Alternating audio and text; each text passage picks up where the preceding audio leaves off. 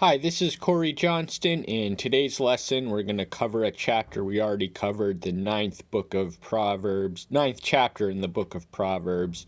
And I do try and do these things to the best of my ability. So whenever I give a subpar performance, and I've gradually improved with the process of time, but I'm not always not every one of these is a hit. Some of them are misses. That's just the way it flows.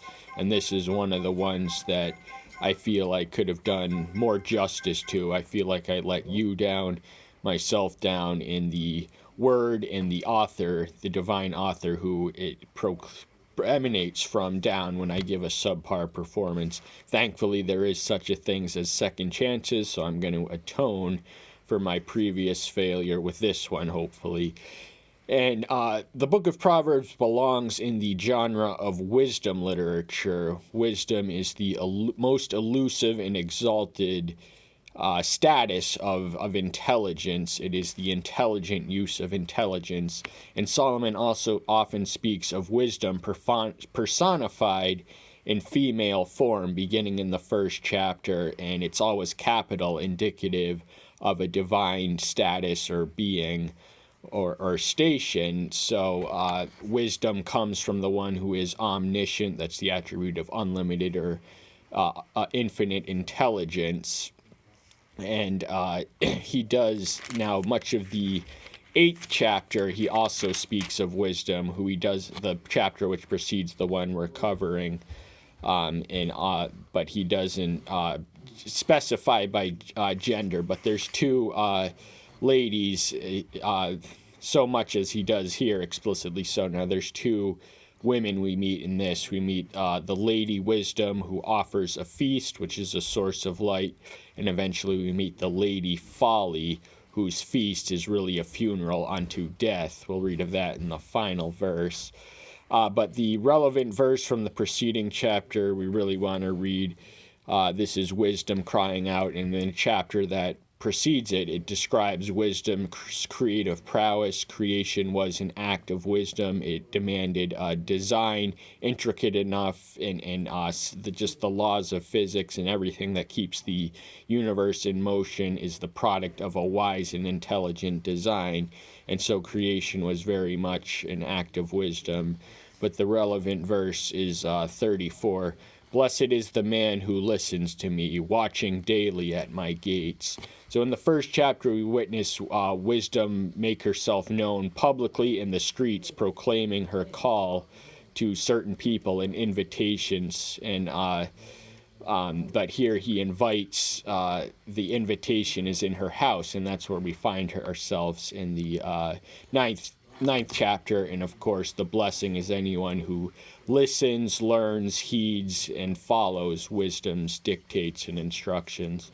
So the opening verse of the 9th chapter reads, Wisdom has built her house. She has hewn out of it 7 columns. So construction and creation are connected. So they're both acts of wisdom, and it does take wisdom to build a house or a home. And the columns are not so much important as here as the number 7, because in the Hebrew scriptural numerology, 7 is the number indicative of completion and fullness, and it is also representative of divine. And remember, wisdom is a divine being, as evidenced by the capital letter. She is in female form, but Elohim is in fact more androgynous. Even though we refer to him as a father, we anthropomorphize him. He is not a being with sexual organs. He does have maternal qualities and affections, and is not strictly speaking or completely male. He's neither, but we do refer to him as him, or in this case her. The prophet Isaiah often uses maternal metaphors and analogies to describe what we've commonly referred to as his nature. She has slaughtered her meat. She has mixed her wine. She has also prepared her table. So she took all the necessary preparations. She prepared the food and the drink, and set everything up for the guests to come in, so that when they come, they have everything there for them. Wisdom does take necessary preparations. They anticipate situations and scenarios in advance, and preparation is one of the keystones of wisdom to prepare for the future by investing the present with the future in mind. She has sent out her young women. She cries out from the highest places of the city. So once more, her invitation is not at her doorstep, but in a public place in the city. This is what we find her doing in verses 122 and verses 8-3. But the people she calls is narrowed down. So in the 4th verse we read, that is the one to whom she extends her call to. Who is simple? Let him turn in here. As for him who lacks heart, she says to him, come eat of my bread and drink of the wine I have mixed. So in the earliest invitation in chapter 1, verse 22, she calls out to the simple, the scorners, and the foolish. And that call is narrowed down to the simple and the fools in chapter 8, verse 5. And so the scorners are the ones who mock her. They belittle her significance, her wisdom, what she has to offer. They are excluded. And the foolish people, she invites them nevertheless. She gives them a second chance that she doesn't give the mockers and scoffers who never gave her a first chance to begin with. But simple people are not as foolish people. Their chief intellectual vice is gullibility. They lack the quality of discernment. They believe they have difficulty differentiating between lies and truths and false claims and true claims. So they do have a blank slate. They're not totally negative, but from that blank slate. But here the call is narrowed down and exclusively given to the simple, and she tells them to let him come into her home where she has made the preparations for the feast and the dinner. And any who lacks heart, she also extends the same. Now, the ancients would have thought of the heart as the center of mental activity, so we just want to understand it. But heart problems, at the heart of every problem lies the problem of the heart. So if you are lacking heart in anything, you can go to her, return to her, all the rest. Her invitation is extended to you as well, and she invites you to eat her bread and drink of the wine that she has mixed. We've already read of that in the 2nd verse, but that is just the completion of the calling. The calling is the people identified, the simple, the deficient, the ones who lack heart, and the invitation is to join her at the festival she has prepared. With all the preparations made, it's going to consist of food and drink, bread and wine. Leave the simple ones and live, and walk in the ways of understanding. So in order to cease being simple, we have to stop surrounding ourselves with simple people. And the fact of human association is that characters tend to gravitate around the type of characters and people who possess the same natures as them. So simple people are comfortable and at home with other simple people, but if they want to improve and gain understanding, they're going to have to disassociate themselves from the simple people they share so much in common with in order to gain uncommon understanding. To walk is to live, so it's to live in the way of understanding.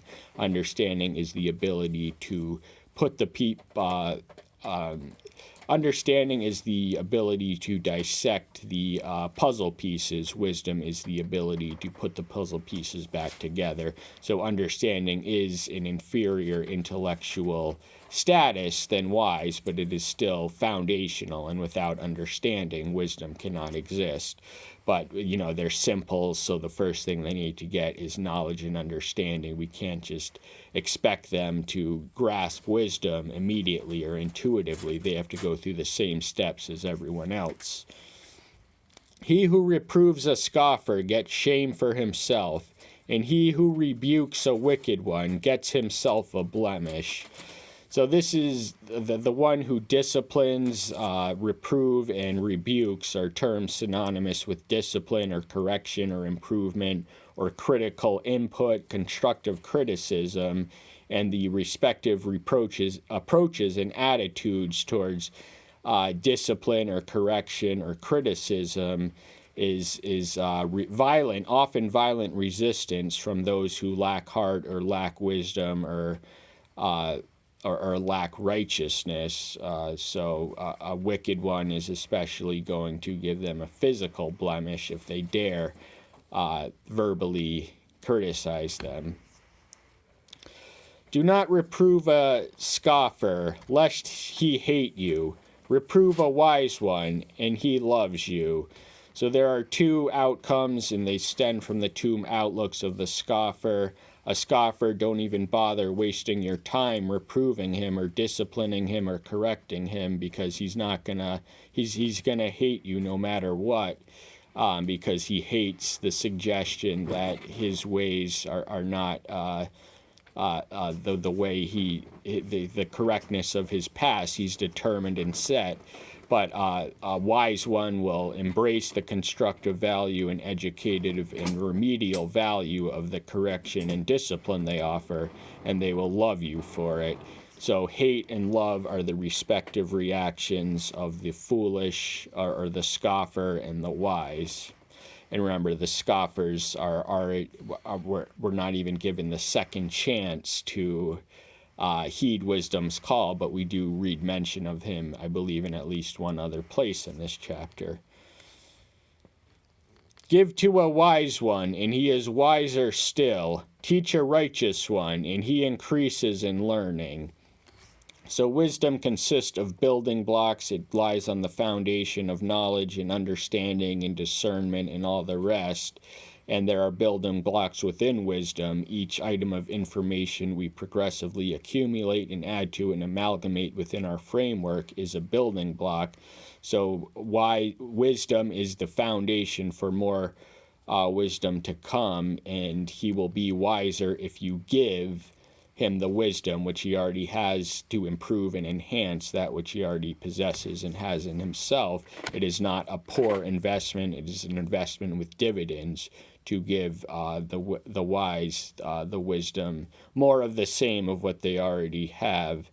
And righteous to learn requires a righteousness, because wicked people, wickedness is not only a moral failure, but it's an intellectual failure, which stems from the moral failure of resisting and repelling and being repulsed by any hint or suggestion that you might be doing something wrong and you can be a better person than you are and improve yourself. But a righteous one doesn't have to worry about that. They have the character foundation to increase and enhance their building blocks of learning and understanding and knowledge. The fear of Yahweh is the beginning of wisdom, and the knowledge of the Sacred One is understanding. So this concept of the fear of Yahweh being the foundational point of wisdom, he says it neither for the first time nor the last time. He says it as early as verse 1:7, and the concept did not originate with Solomon, because we read something similar. I believe his father David wrote the 110th Psalm, and Job says something similar in the 28th chapter. But it is still valid nevertheless. It is the foundation point, because if we fear the one who is omniscient, that will be a firm foundation to have beginning, because wisdom cannot come apart from him. You can be intelligent, you can be clever, you can be crafty, you can be wise in the ways of the world, but wisdom in the true, absolute, and authentic sense cannot come apart from him, and it cannot come apart from the lack of fear of him. And there are many things to understanding, but they all pale in you can understand astrophysics, biology, et al., etc., but the knowledge of the Sacred One, that is the Divine One, Yahweh, the understanding of that, any other understanding pales in significance in reference to that level of understanding. So the object of our understanding ought to be the one who enables us to have understanding in the first place. For by me your days become many, and years of life are added to you. So through divinity and the covenant path that will add life to our years and years to our life, it's a qualitative and quantitative. It's a quantitative enhancement and a qualitative improvement that such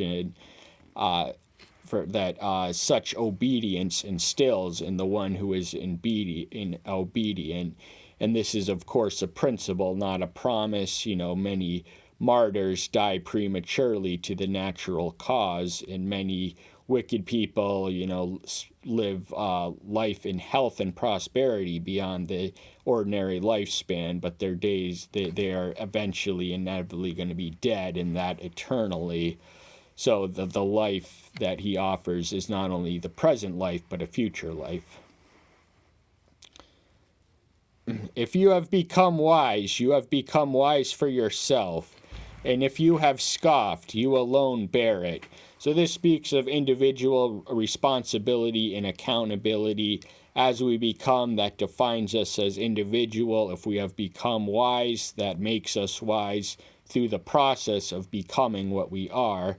And if we scoff, we're the only ones who bear it. We think we're injuring and offending others, but ultimately we pay the price of treating trivially that which deserves to be treated significantly, and treating significantly that which deserves to be treated trivially. So one of the things the scoffer will do is take every insult as a personal offense. That's why they cannot embrace discipline. They interpret it as an offense, that they even need improvement. Who are you to say that you know better than the way that I am living? So that's one of the marks of the scoffer, which would be well to detect and avoid, not only in others, but especially in ourselves, because these latent tendencies exist within every human frame. It's part of what being human is. So every wise person has a bit or a hint of a scoffer in them. A foolish woman is loud, simple, and without knowledge. So these are character descriptions. He's already described wisdom as a female form and what she is. She is creative. She adds life to your years, years to your life. She gives you the discipline and the necessary knowledge to know. And she doesn't speak with a loud voice, but foolish people have to, because foolishness by its very nature is self-advertising. It suffers from an odd compulsion to announce its foolishness to everyone in the room, whereas a prudent man concealeth knowledge, the heart of fools proclaimeth foolishness. Read of in Proverbs 12:23. Fool, remember we differentiated foolish people are worse off than simple people, but all foolish people are simple, and not every simple person is necessarily foolish, but they are all without knowledge, because simple people lack the trait and ability to discern and differentiate between truth and myth, and they're easily gullible, so they are without the firm foundation of knowledge. For she has seated herself at the door of her house, on a seat of the highest place of the city. So she's doing a similar thing that Lady Wisdom is doing. She has a house, which, nothing about her building it herself, but she has it nevertheless, and she exalts herself to the center of the room. And this reminds us that the New Testament, several of the New Testament parables, that those who jockey amongst themselves for the chiefest seat in the room will run the risk of compromising or forfeiting their seat and proximity in heaven. But foolish people, it's all about them, so they have to be the center of the room, center of attention. All eyes are on them and all ears are on them, because they are loud. She is loud. To call those who pass by, who go straight their way. Who is simple, let him turn in here. And as for him who lacks heart, she says to him, stolen waters are sweet, and bread in secret is pleasant. So that's 3 verses we read once more. She's mimicking, and doing something similar to what Lady Wisdom has done. She's calling, she's inviting, and making all who pass by, giving the invitation, to people on their way en route, who is simple. This is identical to what we read in verse 4, and she invites them to her home. And but she says something different to one who lacks heart. But we're just going to focus on the first half of this verse. If wisdom is representative of Elohim, then folly and foolishness is representative of Satan, and Satan is an imitator and a counterfeit artist. So he says a lot of the same things, but the effect is opposite as we read. So what she says to those who lack heart is that stolen waters are sweet and bread in secret is pleasant. So her feast, she didn't labor, she didn't acquire it, she stole the food, but it tastes good and sweet. And stolen waters can also be interpreted as another man's wife, or another woman's spouse, another spouse's spouse, to keep it gender neutral. And Solomon has much to say about this in the earlier Proverbs.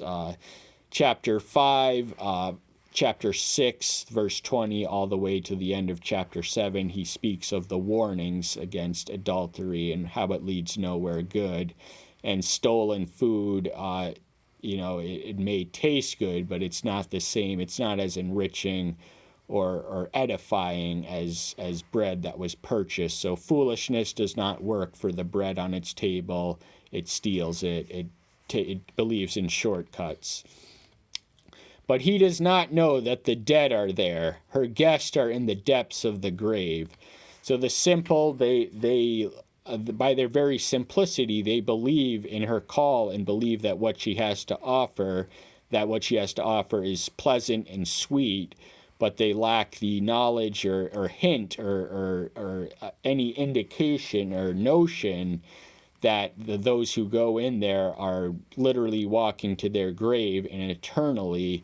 So if you follow the path of wisdom, folly, and heed her call, you will wind up in hell. Grave is the hell. So if wisdom is the source of life, then folly is the source of death. It is directly often a source of death, but wisdom can preserve and keep the life. And the aim of life is if life is God's gift to us, how we live that life can be our gifts to him. And he gave us the gift and the curse of agency. So if we want to live a life that can be deemed an acceptable and worthy gift to the one who gave us, we must follow the call and embrace the path of wisdom, and resist and reject and recognize the path of the call and the path of folly for what it is, in order to avoid its traps, which lead us to hell and away from our heavenly maker. That's the ultimate destination. I hope that's the reason you're here. That's certainly the reason I am. That's all the time we have for today. Thank you so much. Stay tuned until next time. I'll see you then. Take care until then. Bye-bye.